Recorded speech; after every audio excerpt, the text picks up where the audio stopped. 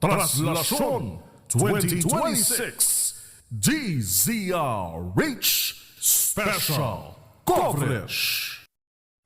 Magandang umaga mga ka-happy hour. Narito ang mga balita para sa MBC TV Network News Update, 10 AM edition. Phivox, nakapagtala pa ng rockfall event sa Bulkang Mayon kagabi. Umabot sa kabuuan 150 rockfall events at 70 incandescent pyroclastic density currents ang naobserbahan sa Mayon Volcano kahapon. Pinakahuling na itala ng Mayon Volcano Network ang pagdaos-dos ng mga bato at PDC pasado alas 6 ng gabi. Mula sa ituktok ng Lava Dome, dumuloy ito sa direksyon ng Miisi, Bonga, at Basod Gullies, na umabot ng hanggang 1 kilometro ang haba. Paalala ng Phivox, nakataas pa rin sa Alert Level 3 ang Bulkang Mayon, at mahigpit na ipinagbabawal ang pagpasok sa 6-kilometer Permanent Danger Zone.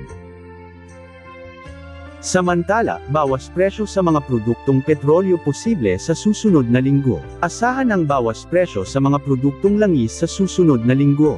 Base sa pagtaya ng Department of Energy, na maaring magkaroon ng mula 10 centavos hanggang 30 centavos na bawas sa kada litro ng diesel, habang ang gasolina at kerosene ay maaaring hindi magbago o magbawas ng hanggang 20 centavos sa kada litro. Ayon sa DOE, na ang dahilan ng pagbaba ng produktong langis ay dahil sa pagbenta ng 50 milyon bareles ng langis mula sa Venezuela, na siyang magdudulot ng oversupply. Mga ka-happy hour, manatiling nakatutok sa special coverage ng DZRH at MBC TV Network News Update para sa mga latest updates tungkol sa Traslasyon 2026. At yan ang mga balita para sa MBC TV Network News Update, 10 AM edition. Abangan ang mga susunod na balitaan mamaya, para sa 11 AM edition. Traslasyon 2026 DZRH Special Coverage.